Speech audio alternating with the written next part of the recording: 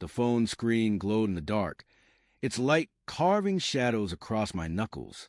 It was 2:17 a.m., and the words on the screen burned into my skull. I'm pregnant. I don't know what to do. I miss you.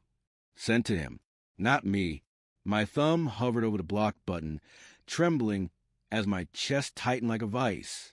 I read it once, then pressed down. The chat vanished. So did the last shred of trust I clung to for months. It started with a single sentence, 6 months earlier, over a quiet dinner. The kind of dinner where the clink of forks on plates feels louder than it should. Sarah sat across from me, her eyes fixed on her wine glass, swirling it slowly like she was trying to summon courage from the Merlot. I still think about him sometimes, she said, her voice barely above a whisper. My fork froze midair. Him, Daniel, her ex, the one she swore was ancient history, a chapter closed long before our vows. I forced a smile, the kind that hurts your face, and said, That's normal, right? Old memories linger. But the air in the room shifted, grew heavy, like the moment before a storm breaks. I didn't ask more. I should have. Instead, I let her words sink into cracks in my mind, where they festered. Sarah and I had been married 3 years, together for 5. We'd built a life. Our small apartment with its mismatched furniture, the dog we'd adopted on a whim, the plans for a family we'd whispered about in the dark. She was my anchor, the one who laughed at my terrible puns, who knew the exact way I took my coffee. But that night, her confession cracked something in me. Not a clean break, but a hairline fracture, the kind that spreads if you don't brace it. Over the weeks, I noticed things, small things at first. The way her phone stayed face down on the table, always within reach.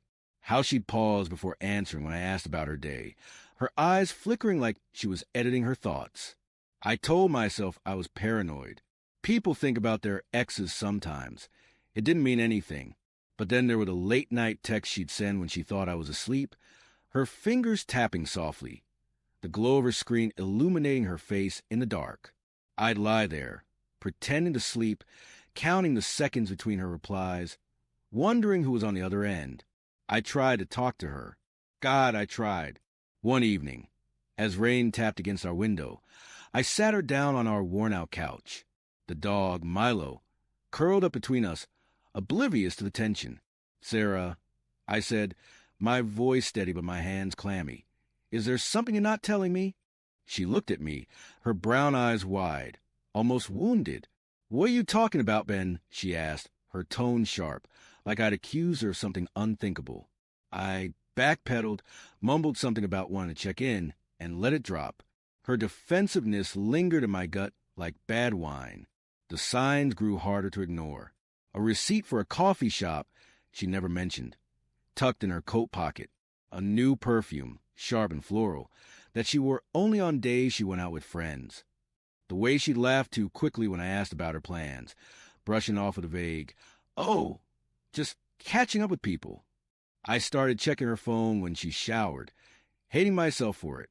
Nothing concrete, just cryptic messages to D that could mean anything or nothing. Missed you today. Can we talk soon? My mind spun excuses for her. Maybe D was a co-worker, a friend. Not him. Not Daniel. But doubt is a slow poison. It seeped into every moment. When we made love, I wondered if she was thinking of him. When she smiled at me, I searched for guilt in her eyes. I stopped sleeping properly, my dreams jagged with images of her slipping away. I'd wake up to find her staring at the ceiling, her expression distant, like she was somewhere I couldn't follow. I wanted to scream, to demand answers, but fear kept me quiet. What if I was wrong? What if I broke us for nothing? Then came the night that shattered everything. I'd been out late, a work dinner that dragged on too long. I came home to find Sarah asleep on the couch, her phone unlocked beside her. I don't know why I picked it up. Maybe I was tired of wondering. Maybe I just needed to know. The message was there, staring at me. I'm pregnant. I don't know what to do. I miss you. Sent to Daniel. Time stamped an hour ago. My vision blurred, my pulse hammering in my ears. Pregnant. Not with me. We'd been careful, hadn't we? I scrolled up, my hand shaking, and saw months of messages. Late-night confessions, plans to meet, promises to figure this out together.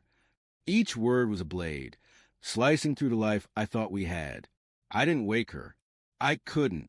I stood there, staring at her sleeping face, her lips slightly parted, her hair spilling over the cushion. She looked so peaceful, so much like the woman I loved. But she wasn't. Not anymore. I blocked his number from her phone, my thumb pressing harder than it needed to, as if I could erase him from her life. Then I walked to our bedroom, shut the door, and sat on the edge of the bed, the silence screaming in my ears. The next morning, Sarah was different. She moved through our routine like a ghost, her eyes avoiding mine. She didn't mention the pregnancy, and I didn't ask. I couldn't. The words were trapped in my throat, choking me.